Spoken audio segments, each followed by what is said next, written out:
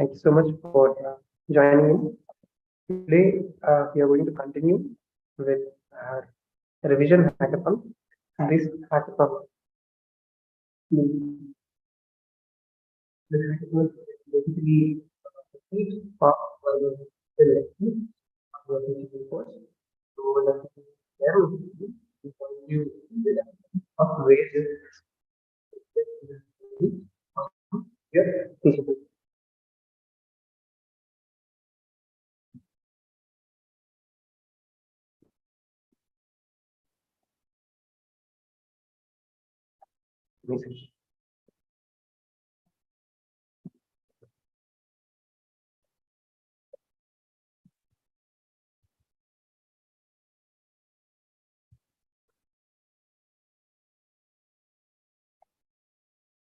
Is my voice clear now, ma'am?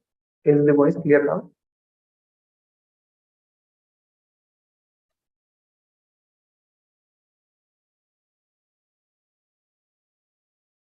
Yeah, it's done now.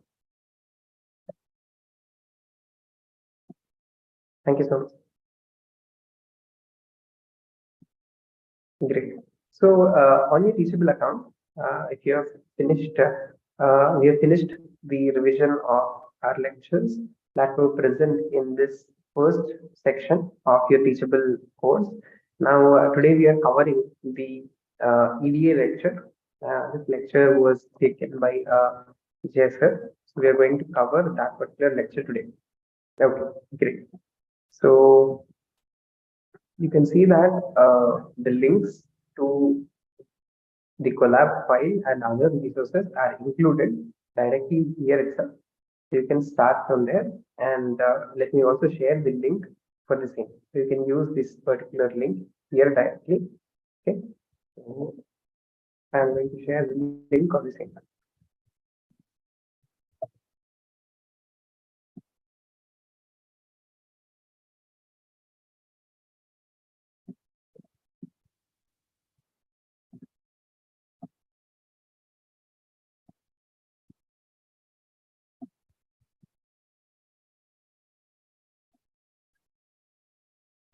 Great. So the link is now shared in chat. You can use the same link. Start running the program along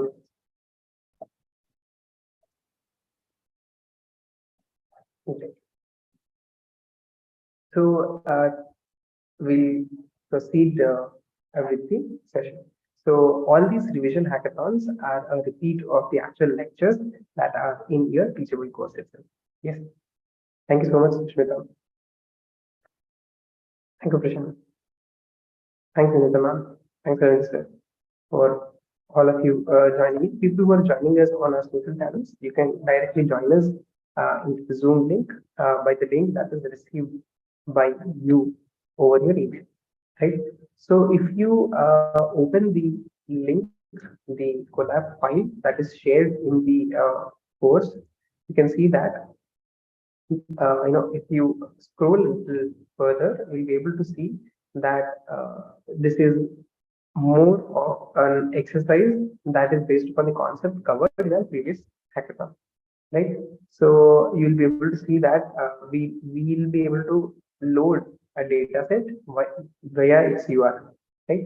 So if we go forward, you can see that there is this flags data set. So once you scroll towards the objective 2, you can see that there is a link to flags dataset. Once you click that, you'll be able to see this machine learning repository by QCI. Right, so this particular university has a lot of machine learning projects live and a lot of data sets live. So we can use many of the data sets for academic purposes as it is. Okay, great. So now what we're trying to do is, yesterday we have seen how to use files directly from your own collab repository or your own desktop or device. Today we'll also see how to do that using an external link, right? So there is more deep information that is provided on the same URL, where you can see that the characteristics of the data set is it's a multivariate data set, how many number of rows it has, how many attributes it has. So let's try to import that and proceed forward by actually running the exercise, right? So now we can see that if at all you are opening this particular URL, you can go to edit and clear all the outputs. So it is easier for you to run along with us. Now you can see that here, because it is still a pandas data frame that we are going to use. So we are going to import pandas as PD, right?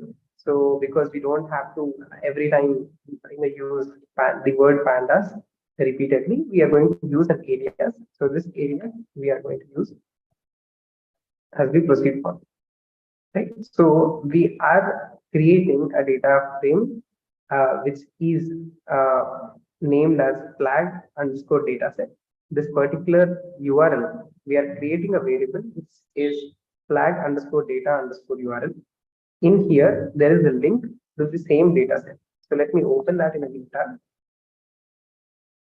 So if I'm going to copy this and open, so it will directly open the dataset for download. So if I go a step back, it will show me the folder where the data and a little information about that data is already present, right? So I'm directly, other way to do that is you can directly go and download this particular data set. If it is in a different format, like .data, you can convert it into .csv using any of the notepad, right? So let me show that process. Let's just say if you have downloaded this as flag.data, you can go ahead, open a notepad, open the same data set in the notepad. You can use a regular notepad also, and then click on file, save as, and then say data. You can name your title and then save it as .csv. You can save it. So you will be able to use this physically from your system. But if at all you are directly planning on using it as it is, you can use this URL as well, right? So we have created a variable. The name of the variable is flag underscore data underscore URL. In that, we have directly given the URL from which we have downloaded the dataset, right?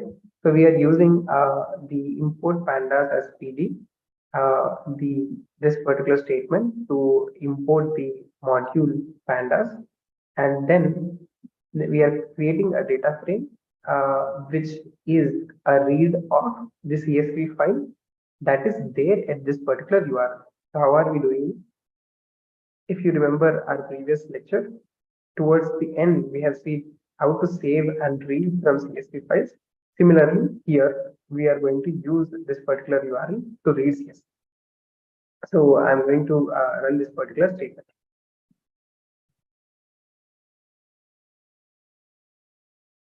So if at all you are running for the first time, you require to connect.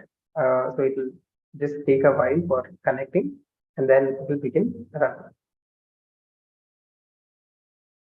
Great. So we have used a few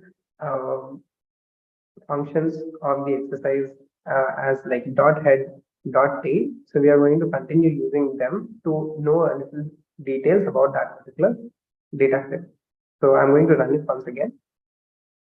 You have to go in that same sequence, because if you don't define the URL, you'll not be able to import or create a data frame.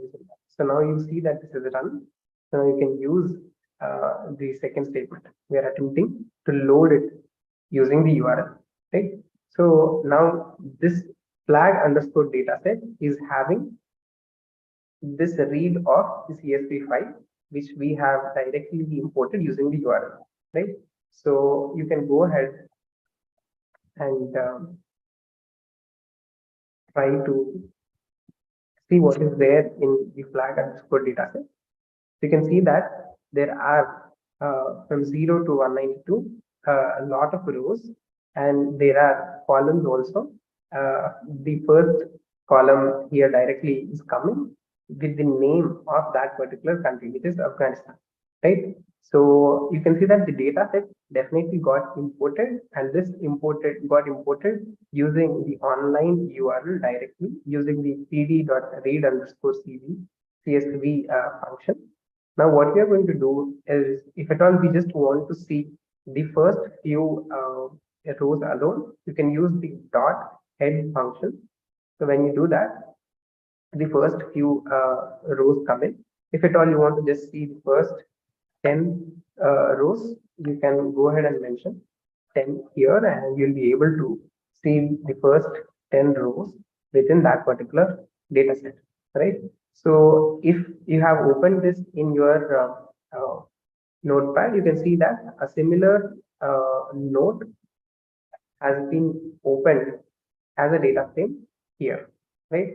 Similarly, if at all you want to see the last 10, you can use the data frame name here, flag underscore dataset dot tail, and you'll be able to see the last 10 uh, rows of this particular data. Great. So this is how we have run it. But only thing that we are not able to identify here is the column names of the column. So if you come towards the actual data set that we have used from the machine learning repository of UCI, you can see that they have mentioned the attributes, which are nothing but the names of the columns here, like name, landmass, and all of them, like colors and till bot right. So every column they have mentioned what is the nature of that particular attribute here. So when it is icon, it is given that if an inanimate image is present, it will be 1, else it will be 0. So similarly, every attribute has some information within that. Like if you can see, the fifth column population is around in billions, right? So all of that data is there, but we do not see that particular column heading here. So we also learned in our previous, revision hackathons, and even in Professor Rajiv sir's lectures also, how to set up the columns as well. So we'll go forward. So what we are doing here is, we are using the flag underscore dataset dot columns, and we are first trying to get what are the columns. Now, when we see that the first row in the data set was taken as a column, and for that reason, you are able to see that the first row is always shown as column, but you would want to update that. So how do you do that? You can create another array here. You can create another array or list, and the name of that list given here is column underscore headers, right? So here in this particular collab file, so people who have joined us late, let me share the link to the collab file here. It will be in view on the board, so you can use that to run parallel, right? So in this collab file itself, you will see that all of these are listed in the same way that is given in the repository, right? So till from starting from name till bot right? So all the column headers are saved as a list or an array here under the variable column underscore headers, right? So then what we have done here on the same data set, we are going to run column headers.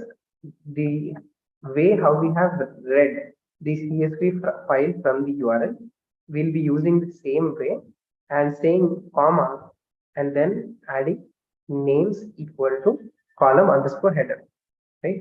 So we're going to use the names equal to column underscore header. So when we run that, the actual column that is currently there gets updated, and you can see that this list column underscore header is going to be added in there, right? So I'm going to run that. Okay, so that is run. So now what we're going to do is, we're going to do flag underscore data set, this data frames head. So we are going to check the first 5 rows here, right? So you can see that the columns now are properly given as that is there in the repository, right? So, I think I hope this portion of this exercise is clear. So if you're clear on how we import using the URL method, but the same function read underscore CSV to read in a CSV file, type C in the chat box.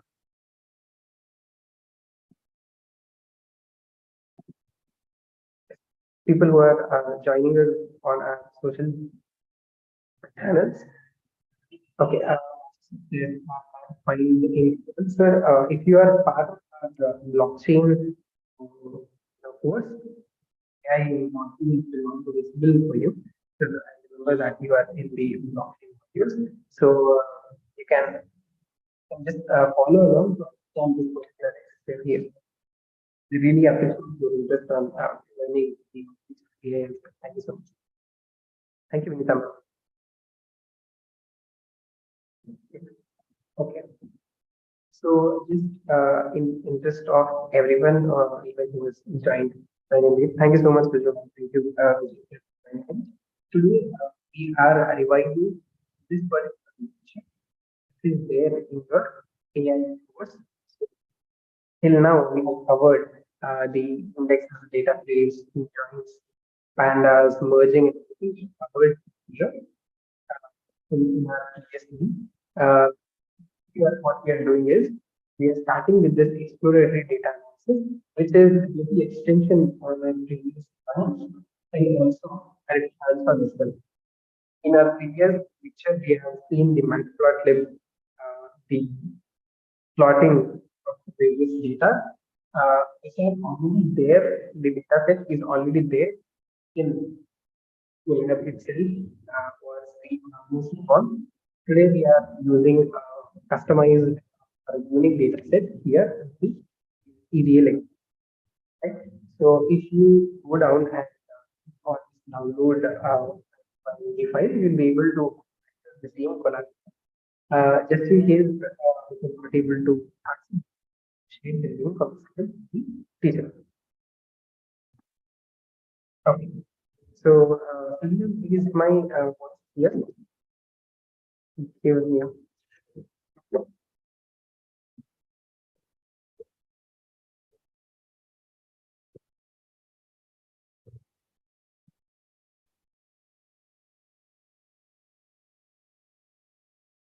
Yeah, is my voice clear now, ma'am?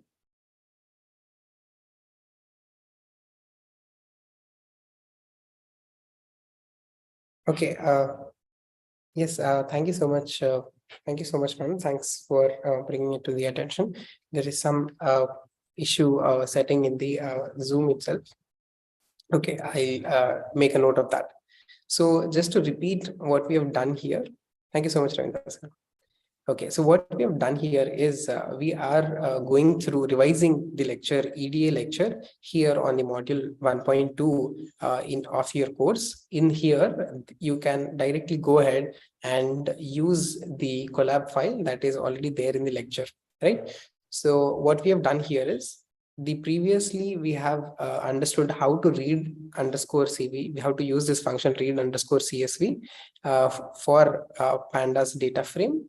And here we have imported a data set that is already public. You can see that this machine learning repository, which is useful for academic purposes, is already there online. So you can go ahead, click on this particular data set and see that there is a file called flag.data. So we've also seen how to open that particular data in a notepad and even convert it into CSV if you plan on doing it online, right? So let me share my screen here again, right? So this is how you can use this particular repository. Great. So now we have continued on to the same exercise. We have imported that data set and then changed the column header using the columns names given in the attribute information here on the data set itself. Right. So these are same functions that we have learned about in our previous lectures covered or even the revision hackathons. Okay, thank you so much. So now after all of these sessions, we've also understood how to update the columns, right? So we have created, we have used the same URL to read_CSV by giving the source file. If you want to import it from your direct collab file itself, we'll also see that particular way to do that. So now what we have done here is we have just given another parameter, given comma, and say name equal to the columns_headers. So the columns_headers is a list of all the columns that are mentioned here in the repository. So you can also run flag_dataset, which is name of the data frame. Previously we used df.shape. Similarly, you can use this name of the data frame, and when you see .shape, it is showing us that there are 194 rows and 30 columns in that, right? So I hope we are clear till now. Now that if at all we want to import a CSV file from our local device, so how do we do that? There are there is one way to do that is directly do a file upload. So here you can see this particular way where you're saying from google.colab import files. This is something custom to Google Colab, where uploaded equal to files.upload, right? So first what I'm going to do is I'm going to run it and show you how this goes. So now if you see here, this particular command gave us a way to import the file directly from our system, right? So you can directly go here and choose the offline file that you have. Or if at all you want to use any of your file that is existent, on your collab cache here, the file directory that you have here, you can cancel this upload and import directly from here itself. So how do we do that? For example, here what we are doing is first uploading a data set. So we are going to take a new data set here. Here there is another link given on the exercise, which is a data set. There are multiple data sets in that. So in here, I'm going to do a Control F and use this data set called Disney World Marathon, right? So you can see that there is one Disney World Marathon, which has miles per hour information, and this data set is uploaded on 2020 December of Jan. So I'm just opening it so you can save it in your on your system. You can upload it from here, right? So I'm going to upload the file.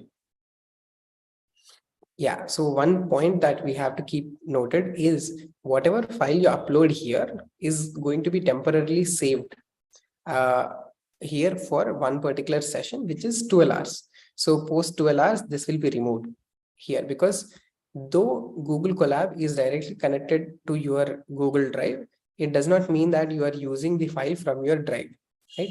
So the best way to actually upload the file is do something called Google Drive mount. So now this particular files, you can see that you might have last in your Seaborn lecture, we have uploaded a few files or created a few files here, but those are not available here because we have crossed the 12-hour session time. So you can use this option to mount drive. Mount drive requires, when you click on it, it will automatically show you this particular column, this particular code to be run. In the same way, how we used files.upload option to directly choose from file, here what you can do is you say drive.mount and list the URL here. So we are saying /content/drive. So it will mount your drive. So I'm going to click on that. So if it is first time, it will ask you to connect to your Google Drive, where you need to connect it once. Now what is happening is, though you are already working on Google Colab, right now it will connect your Google Colab with your drive. right? So from there, you'll be able to use files from your drive itself, right? So let us wait for this particular program to this. Yes, now this mounted at /content/drive. So now when you go, so when you try to refresh it here with the second option, now you can see that there is a /drive that has come up, which will have all of your drives folders where maybe you can have your files saved or dataset saved in any of your particular folders, right? So this is how we mount using the drive.mount command, and directly mount the Google Drive here. And if at all you want to directly upload, even for a temporary use case, you can directly upload it here as we have done initially, and directly name the file here in the pd.read_csv function. Okay, so now previously we have used here a data set from the UCI machine learning repository. Now we are using the another data set, which is the UFL data set. In that we have already saved this in Disney Marathon 2020.csv. I'm going to say the name of the data frame here is Disney, which is in that we are loading the CSV file, right? So once you run it, it is going to create a data frame and save it and assign it in the data frame name Disney, right? So now you can see that the Disney.head we have listed 15 in here. It will give you the list of 15 rows from the top, right? So you can see that it has 1, 2, 3, 4, 5, 6, 7 columns. And here, because we have listed 15, it is going to give us the first 15 rows. So you can see that the index is already given. It's starting from 0 and going on. Gender, age, place, group, if it is a group of men from age group 30 to 34. So all of that is listed here. Net time, because this is a Disney Marathon data set, it also has time of each particular person, now that in minutes, and the speed at which that particular person was participating, right? But if at all want to know how many rows and columns in total this particular data set has, so we are going to use the Disney.shape. When we are going to run the Disney.shape, it has roughly 14,000 rows, and it easily loaded without any glitch, and all of that file is there in your data set, right? So if this portion till now is clear on how to load the data set, into a data frame and identify the first few elements of that rows, if this portion is clear, type C in the chat box. People who are watching us live on our social channels, you can observe or directly join from the email that you have received for the the Zoom session itself directly. Great. Yeah, so people use the comment section to let us know. Thank you, Prashant. Thanks, Dheeraj. Great. So I hope this particular portion is clear for everyone. Thank you so much, Ravindra. Okay, so now that we have imported this data set into the Disney data frame, we are going to go forward and do a little assessment of the same, right? So we are going to use pandas for doing the exploratory data analysis, which is like a meta-analysis of the data altogether. So we are going to do that. So we are going to first do this command, which is .info, which will give a summary of all the data set information, right? So we're going to use the name of the data frame, say Disney.info, and it is going to give me the name of the column and then the data type of that particular column, right? Now age is an integer, minutes is a float, that particular information is given. Wherever it was not able to identify that the data type of that, it is directly giving as object, right? So even in the actual lecture, Jay sir explains, we will be able to even typecast or course change this data types. So we will see that how to do that as we proceed forward. But this function .info is going to give information as a summary, which is telling us like how many entries are there in that and how many columns it has and what is the usage of memory of that particular data frame, right? So this is how we use the .info function. Now, you have understood how to load data sets. This could be a load data set from your team or your workplace. They might have given you either a URL or a CSV file, which you can import and start working on the same, right? So another way to just know the data type here, you can just go ahead and click on the name of the data frame .dtypes, right? So when you do that, you'll see the last column here, which is the D type. So that is how we have done.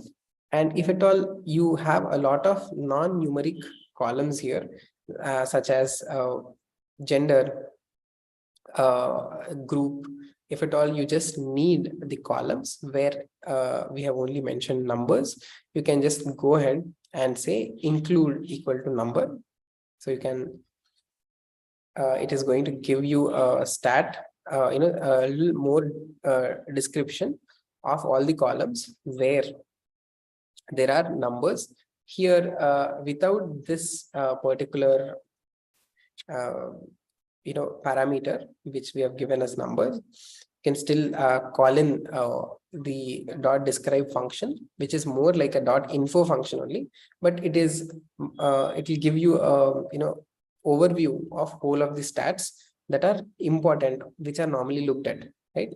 So this is by default running on numbers only. So it is on all the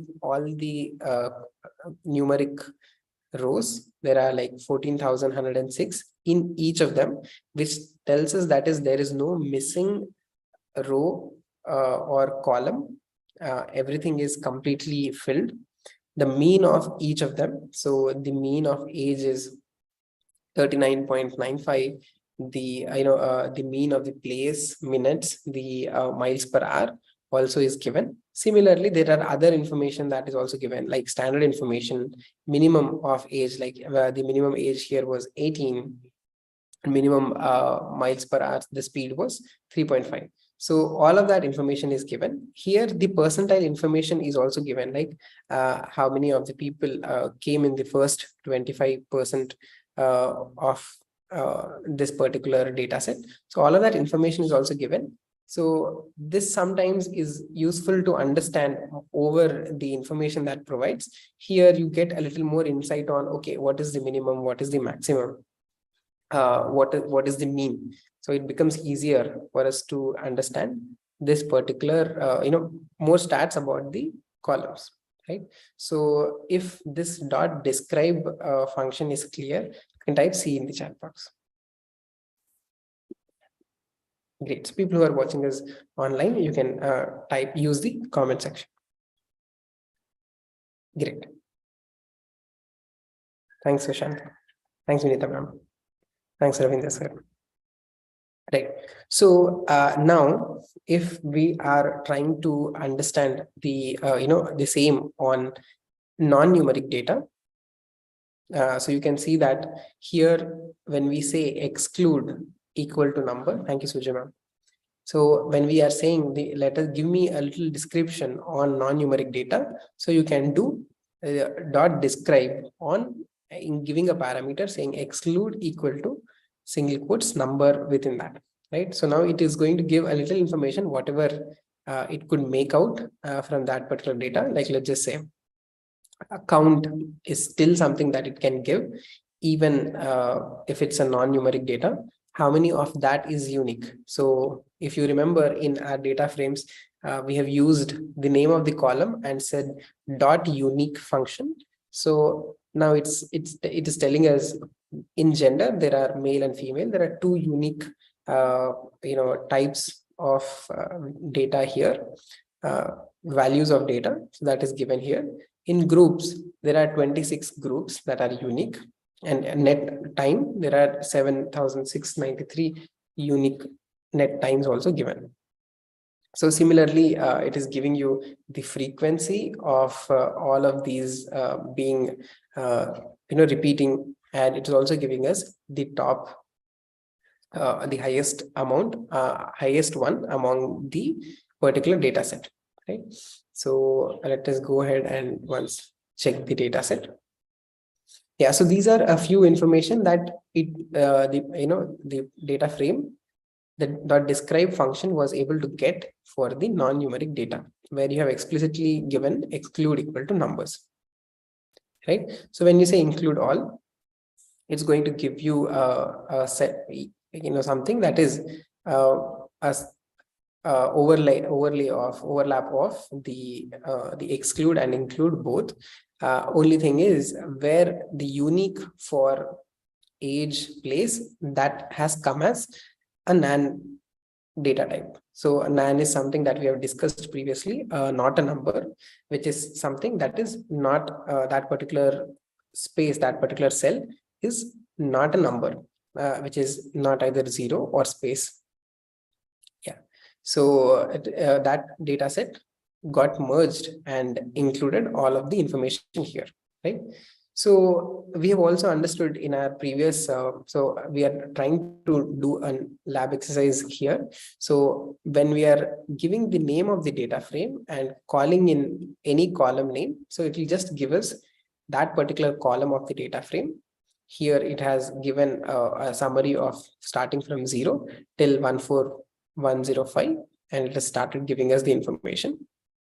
There is another way to access this, which is Disney.gender directly without the square brackets. Till our last session also, we have directly accessed using the square brackets, and within that we have given the name of the column.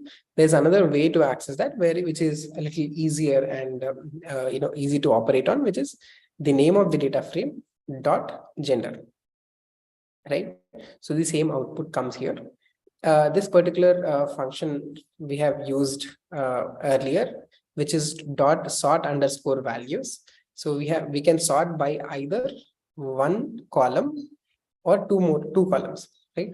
So if I'm going to sort first by gender, you can see that it started sorting by gender, giving first alphabetically F in the top and the M towards the end, right? So it sorted the whole data set and gave us an output of that. If at all you want to sort by both columns, you can do comma and age, and let us see if it is able to do that.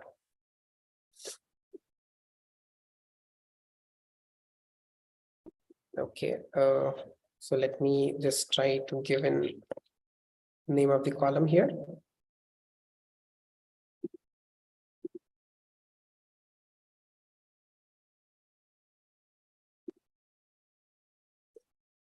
It still shows.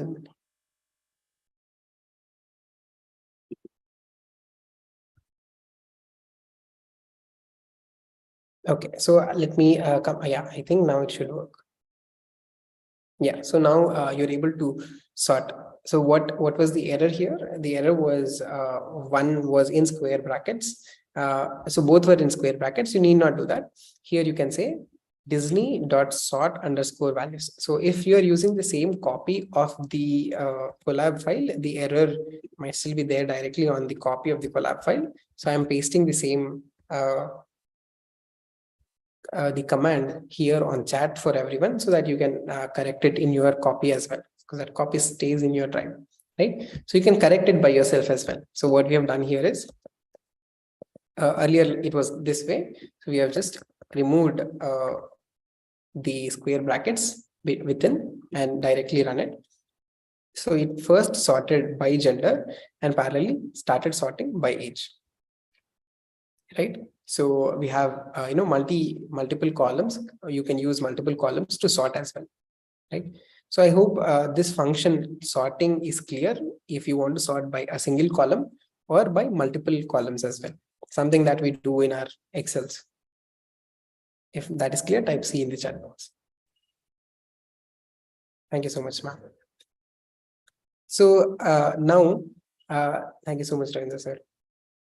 Now, what we are doing here is sometimes even this data frame, if at all you do not want to use type Disney every time, like how we are used to, we say DF every time. So what you can do is create another variable, say DF, and directly give the name of the actual current data frame, Disney. So from there, you can go ahead and use the title DF directly, right? So here what we are doing is from now on, instead of directly calling Disney, we are going to call by DF, which is like more of a personal choice. You can just go ahead and do Disney underscore column names and then continue. That should not be a problem, right? So there's more of a convenience perspective, right? So we are going to run this. So now this function dot value underscore counts. So what it is going to do is it is going to give us how many individuals are there in each group,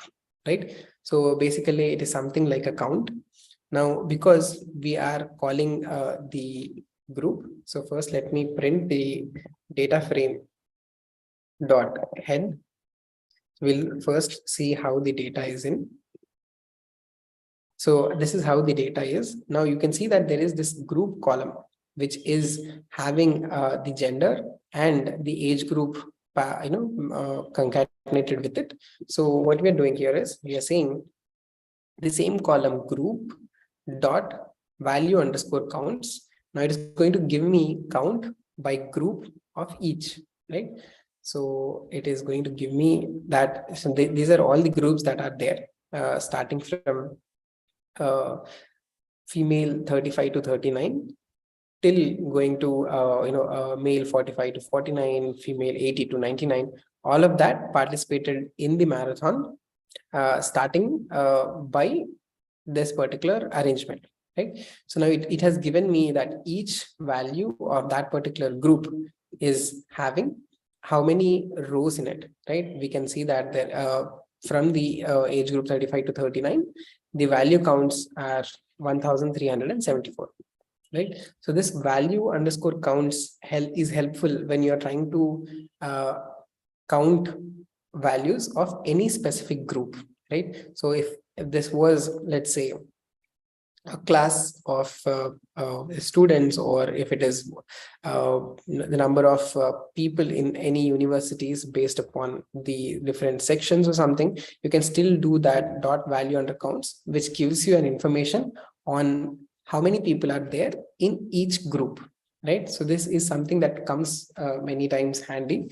So even if at all you're doing a population related explorated data analysis on population, you might want to see on in each city how many people are there, and you can go ahead and use the same, let's say in the data set the column name is city, and say dot values underscore counts.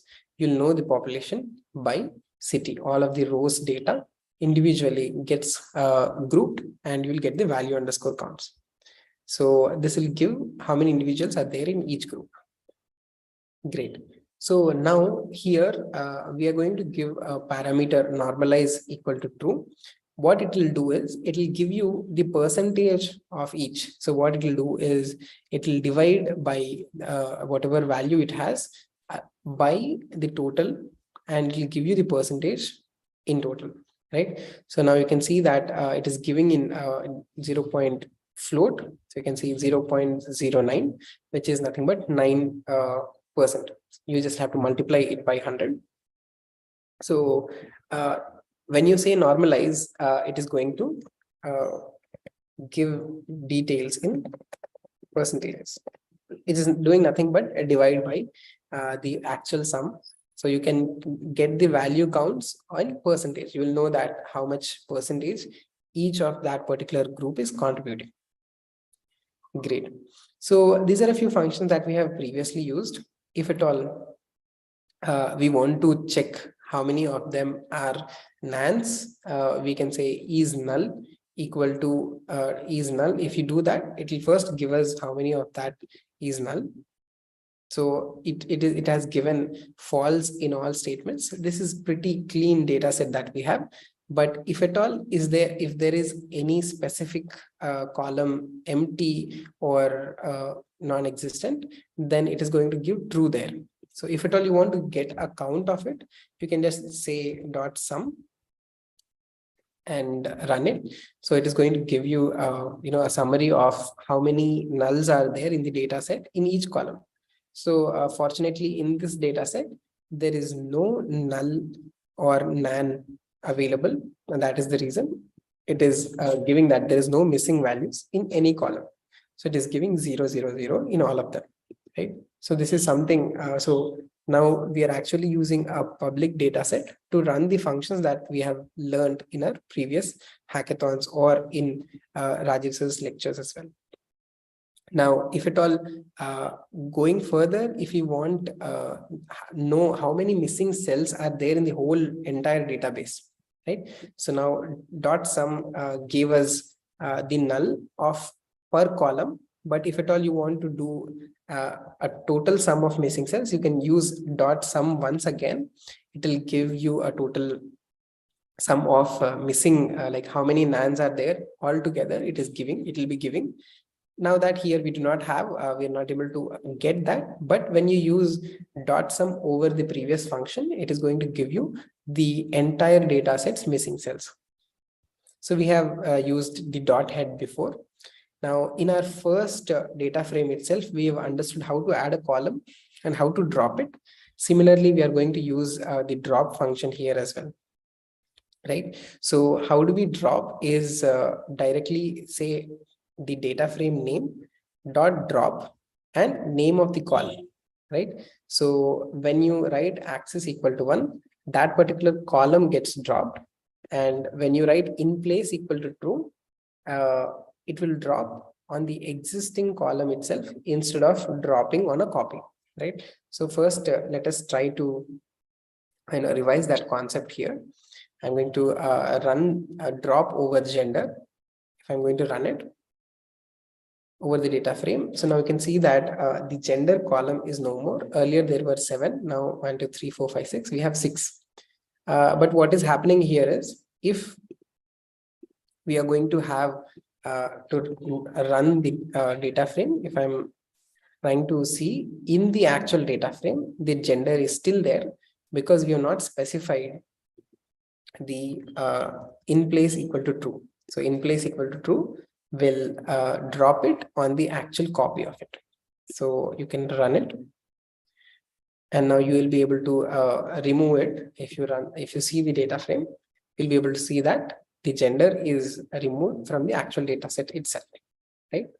So if we have to summarize, we have learned the dot shape, which is going to give us the rows by columns. We have used the dot head function, which gives the top 5 dot tail for giving us the bottom 5 rows. We have seen that we have used dot d types to give the data types of each of the column. We used describe over numeric and non-numeric data. It gives different information. We can even specify include all to give overview information of whole of the data frame information. This stats on that particular data frame.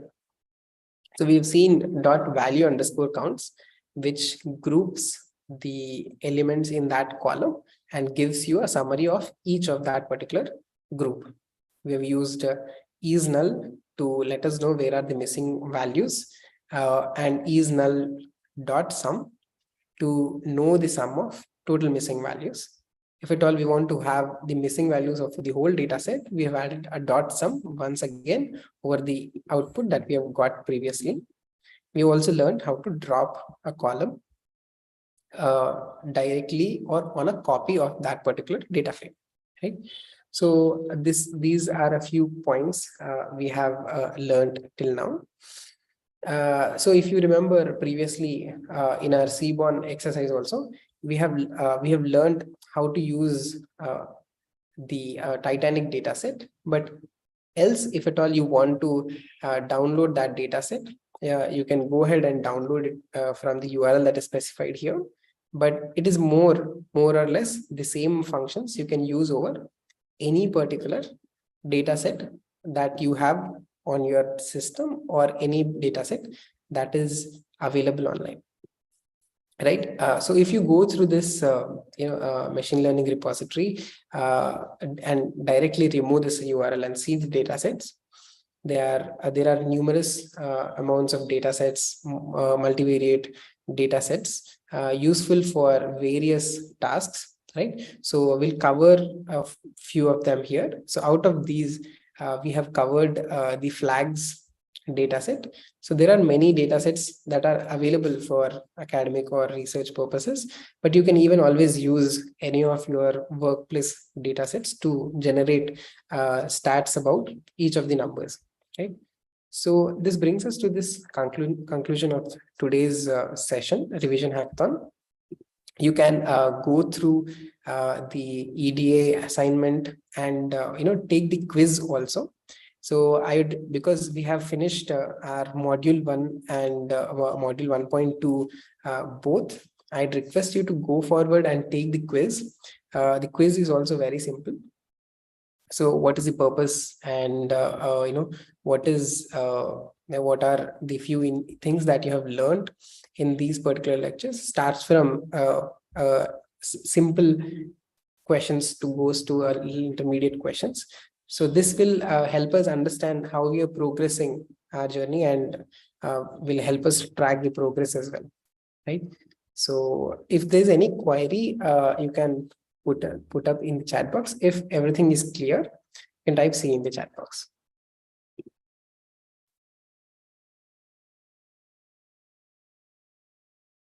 Thanks, Prashant. Thanks, Chinar. Thanks, Viju ma'am. Great. So we'll also have, so the sessions will be like this. So in the mail also that is received, you can expect it to be on the same dates that we are doing right now. One will be on Tuesday, then Friday and Saturday for AI. For blockchain, we have Wednesday and Thursday. On Thursday, Rajiv sir's lecture happens at 7 p.m. right? So let me share my screen once again.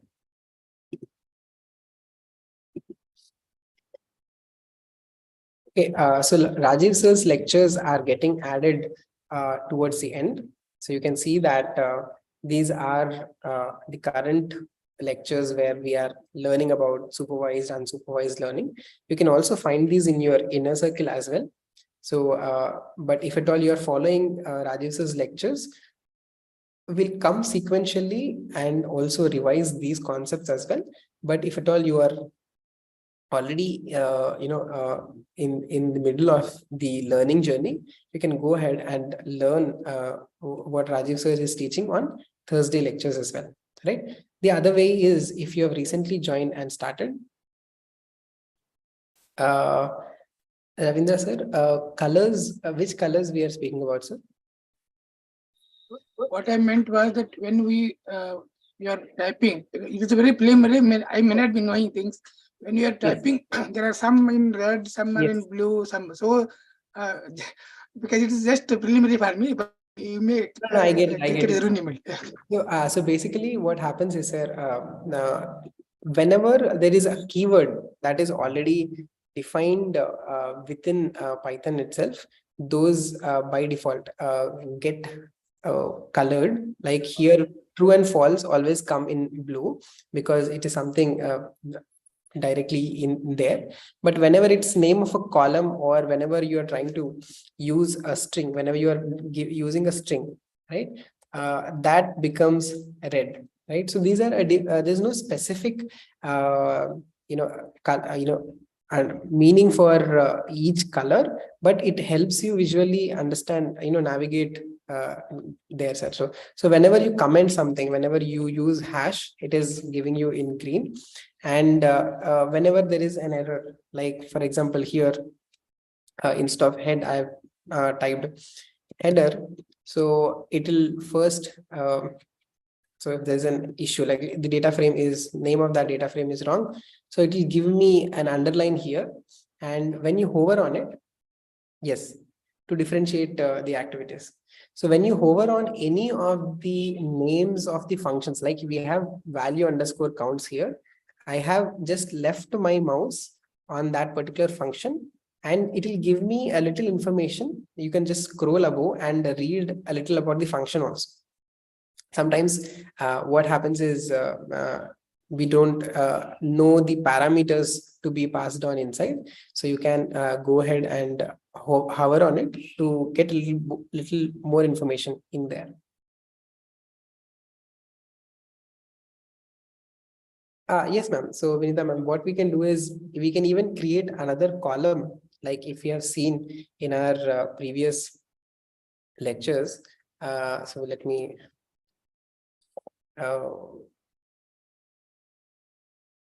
you can go to the collab notes of the previous session. There we have created a new column altogether.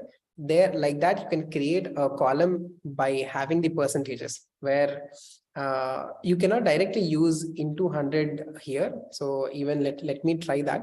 I think that is something interesting I would also want to try.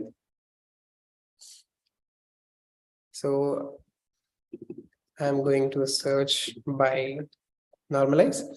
So what Vinita ma'am is asking is, can we directly multiply into 100 here and get the value in actual percentages? I think I'd also be curious to know if it's working. So I think it did not work as we have ma'am. Yeah, so but if at all you want to have this as a column, what you can do is, let me try this.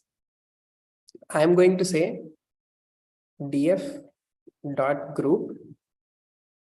I'm going to give a value here, and let me say, let me name the, how do we, this is how we add a column. I'm going to say group percentage. I'm going to add a new column. Here I'm going to give equal to the data frame of group on value underscore counts, normalize equal to true. And I'm going to just try this while if we are, as we are doing. So let us test this if this works. It should add a new column, and I'm going to multiply to the output that is coming here with 100. Okay, so we have run this. So let me just try to print the data frame. Okay, so that also did not work. So here all of that group underscore percentage came as nan. So I will drop that. So I think Vinita ma'am, we would I'll also explore and see how do we bring it, multiply it by 100, and also save it as a output, right? So we'll also try to do that. So let us try to understand here, because each number is 0.09. Thank you so much, Vinita ma'am, for bringing this up. So we'll definitely try that and do it. If at all you find an answer to the same, we'll discuss about it in our tomorrow's session as well. Right? It will require a little time. We are like a little closer to getting it. Yeah. So I hope everyone understood what Vinita ma'am tried doing here is tried having into 100 here directly to the column and have it in percentage. So we'll try that and come back on that. Thank you so much, Vinita. Any other questions? If there are any questions, you can put it up here on chat box. So thanks everyone for joining in. Thanks Vijay sir, thanks Suju ma'am, thanks Ravindra sir, thanks Vinita ma'am. So we'll go forward and join again back tomorrow. You can go ahead and complete the lectures and revise them here, or we'll revise them tomorrow. Any which way. Great. Thanks everyone. people who are watching us on our social channels, you can use the comment section to put up your learnings. Thank you so much, Ravindra sir. Thanks, Sujima.